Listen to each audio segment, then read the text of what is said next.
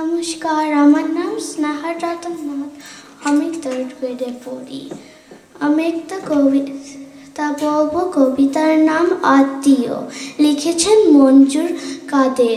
প্রাণের সাথে প্রাণ মিশে যাক, হাতের সাথে হাতটিও। আমরা সবাই এক পরিবার, আমরা সবাই আত্মীয়। ঝগড়াঝাটি আরও নয়, থাকবো না আর রাগ করে।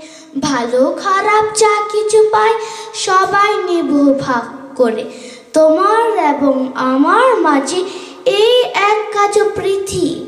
তোমারে যখন জিত হয়ে যায় আমি তখন জিতি।